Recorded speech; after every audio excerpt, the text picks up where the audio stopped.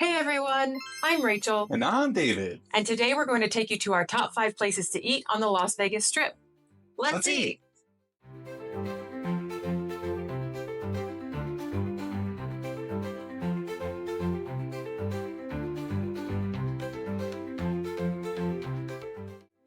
First up is Egghead, the perfect quick stop for breakfast or brunch. Egghead is located on the second floor of the Aria Casino, inside of the Proper Eats food hall.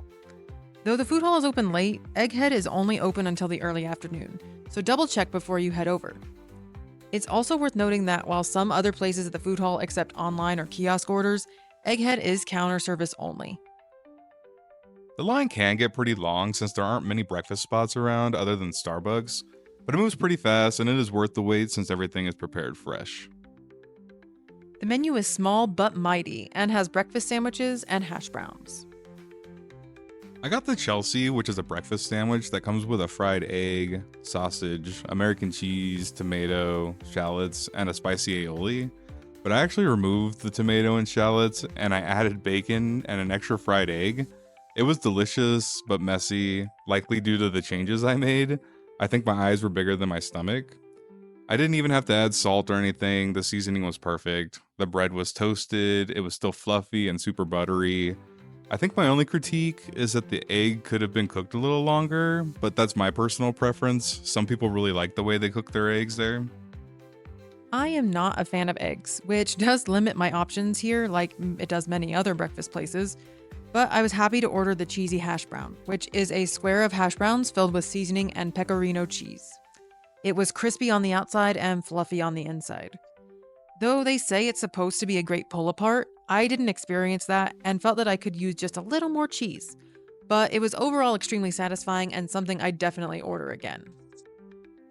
I also had a regular hash brown, which was cooked perfectly. Honestly, the sandwich with a potato was a little bit too much for me. If you are with someone else that is also getting a sandwich, it might be worth just sharing a potato. And the potato itself is a great snack if you aren't much of a breakfast person. It's not too heavy, but it will fill you up. Now, what will eating at Egghead cost you? My mom was with us, and with our 3 meals, including David's sandwich modifications and 2 drinks, it added up to just under $70. You can definitely find cheaper breakfast sandwiches on the Strip, but for the quality and the freshness of the food, this one tops our list. You'll also be full for a while. We were all so full, we didn't eat again until dinner. Next, we have Primrose, another elite spot for brunch. Primrose is a table service restaurant in the lobby of the Park MGM, one of our favorite casinos on the Strip because it's smoke-free. Since they only serve brunch and lunch, expect that it'll close in the early afternoon. Primrose is very popular, so make sure to make a reservation if you don't want a long wait to be seated, especially on the weekends. You can make reservations up to 2 months in advance or the same day, but it will save you time regardless. The atmosphere is like a modern French bistro with indoor and outdoor seating available. You also might end up sitting in a low lounge chair or at a traditional table, so make sure to tell the hostess if you have a preference. The menu has a variety of sweet and savory breakfast options, as well as a few lunch items that are served all day.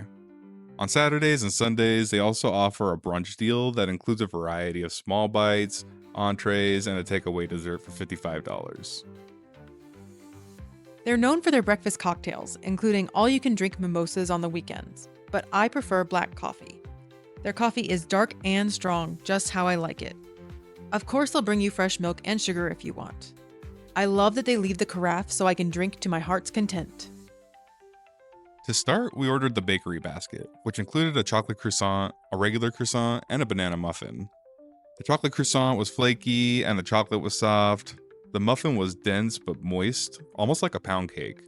I normally don't like banana flavored things, but this was delicious. And the regular croissant was the best croissant I have ever had, even compared to ones I've had in Italy and France. It was the perfect texture, and it was buttery and flaky. These pastries were so good, we almost ordered another plate. Rachel's mom and I both had the Primrose special. It comes with 3 eggs, a choice of sausage, bacon, or ham, potatoes, and a choice of pancake or waffle. It includes a non-alcoholic drink too, which makes it a decent deal at only $36. I got the ham and she got the bacon, and we both opted for buttermilk pancakes. My eggs were cooked perfectly and the ham was good. It really reminded me of Christmas. The potatoes had great flavor due to some spices added, but needed some salt. My mom was even happy about how her bacon was cooked, and she is very picky about that. The pancakes were some of the best pancakes I've ever had, in my top 3 for sure. They were fluffy, light, and the house-made syrup really made them special. I ordered a waffle with fresh berries for my meal, and unfortunately, I was a bit underwhelmed. The waffle looked pretty, and the berries were fresh, but the waffle was somehow dry even when drenched in syrup. I ended up only eating about half of it, but I was lucky enough to finish off my mom's amazing pancakes instead. On to the cost.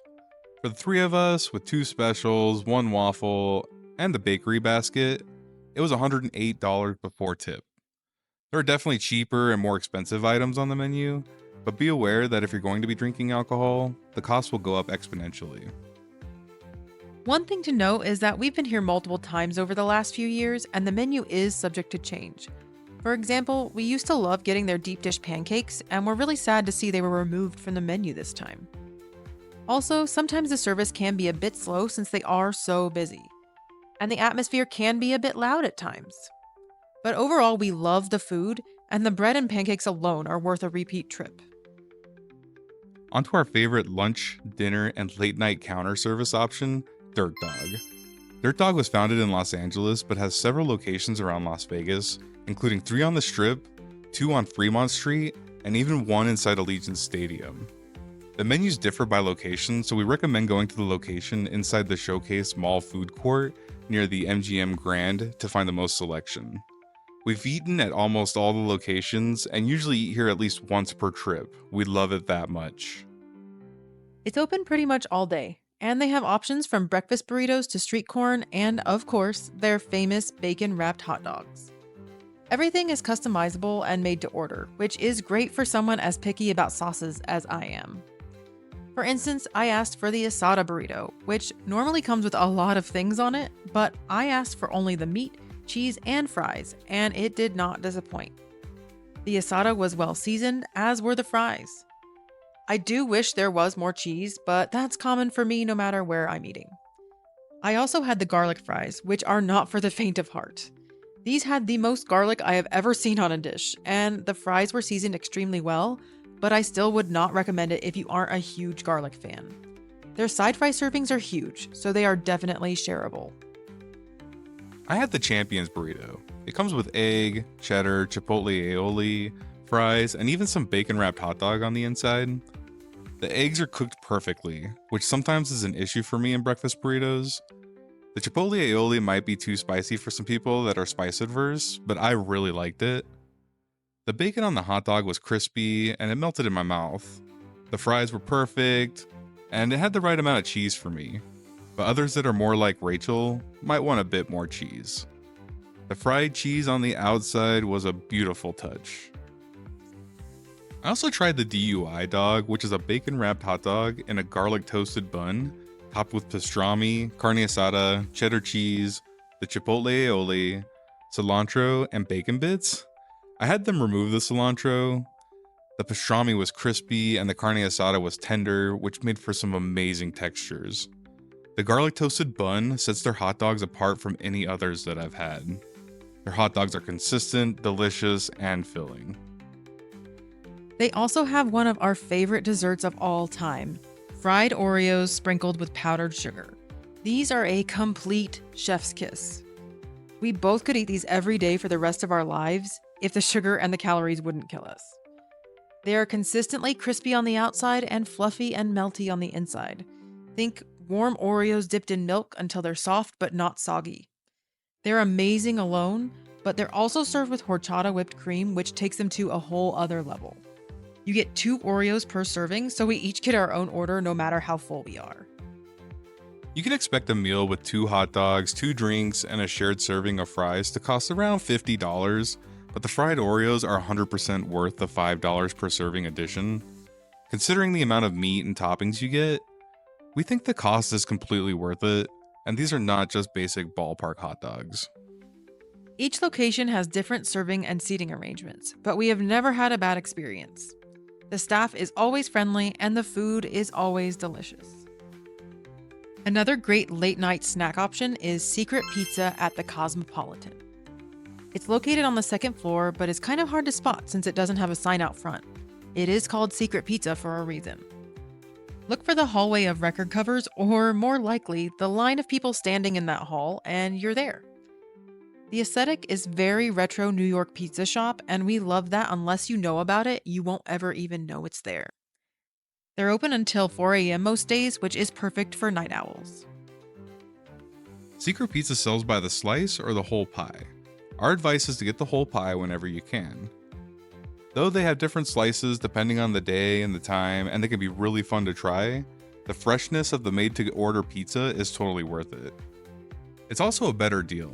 At $32 for the whole pie, you get 8 slices, as compared to paying $7.50 per slice if you were to just do the individual ones. The whole pie easily feeds a group of 4 adults and then some. But be aware that there's only a handful of counter seats inside this location.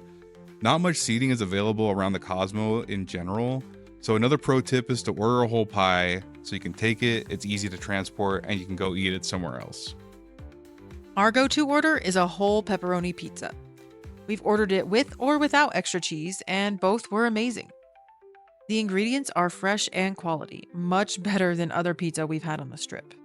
The sauce is also not sweet at all, which we like, and the seasonings they use make it extra tasty. The sauce ratio is just right, and the cheese ratio is right even for me. It's always baked properly, never over or underdone, and there are never leftovers of crust in the box either. The dough they use is really good. The fresh made pies are in my top 3 best pizzas I've ever had, and even when you order a full pie, it usually only takes about 20 minutes. If you order a slice, they'll reheat that for you in just a matter of a couple of minutes. Unfortunately, you cannot call ahead or order online, so you have to wait in a line to order. And it's very common that there's a line, but it does move pretty fast. The only other downside is that their drink selection is pretty small, but since you're at the Cosmo, there's plenty of other places to grab a drink. I would highly recommend giving their pizza a try if you're in the area. That brings us to one of my favorite restaurants in the entire world, Carmine's.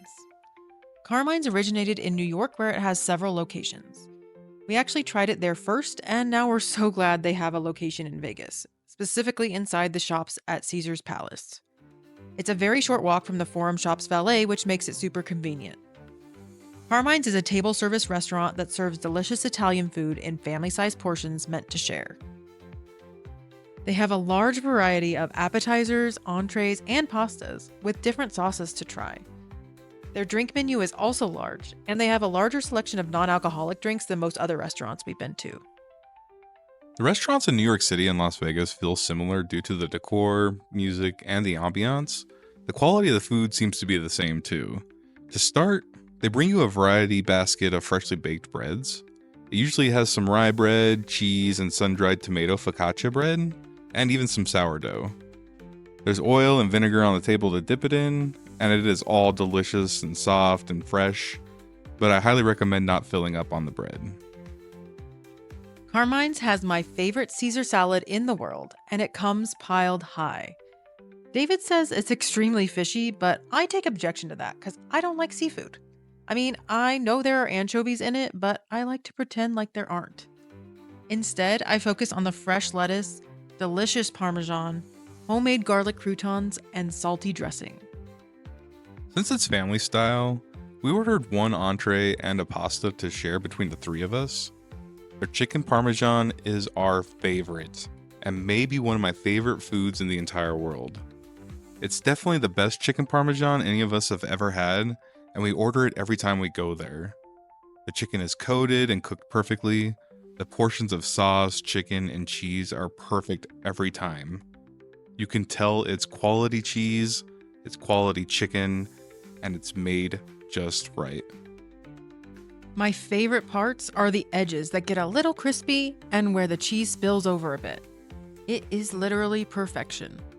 And there is plenty of extra marinara to mix in with your pasta or bread if you want to. which is why we usually choose garlic and oil as the sauce for our pasta. We've tried all varieties, but angel hair is cooked perfectly and it mixes really well with the chicken and the sauce. That sauce would go well with pretty much any entree. The garlic is soft and not too overpowering. It's also great for dipping your bread. Now, normally with just the two of us, we don't leave much room for dessert. But since we had my mom with us, we decided we wanted to try one of their signature desserts, the Titanic.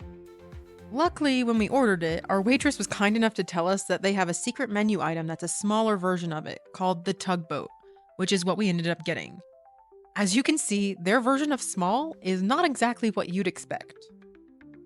The Titanic and Tugboat are both chocolate torts, topped with chocolate and vanilla ice cream, whipped cream, bananas, strawberries, candied pineapple, hazelnuts, hot fudge, and cookie smokestacks.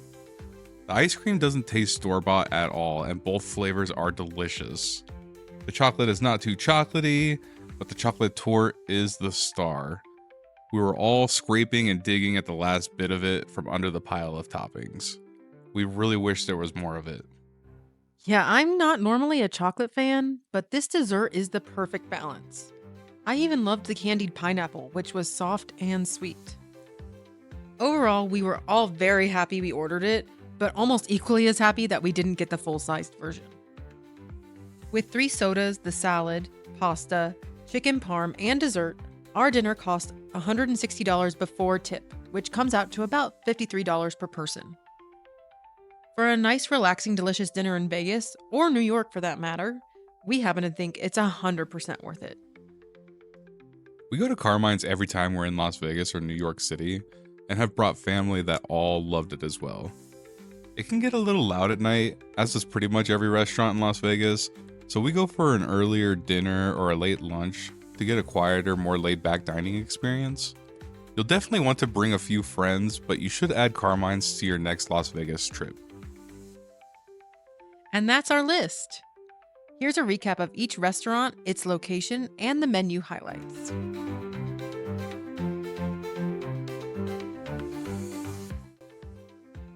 Thanks for joining us on our Las Vegas Strip food adventure.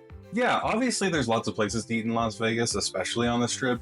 So if you feel like we really missed one of your favorite spots, or there's some places we need to check out for a future video, just let us know in the comments. Yeah, and if you enjoyed this video and want to see more travel content from us, please like the video on YouTube and subscribe to our channel. Until next time, I'm Rachel. And I'm David. And I hope this video helped you find the right direction for your next adventure. Bye.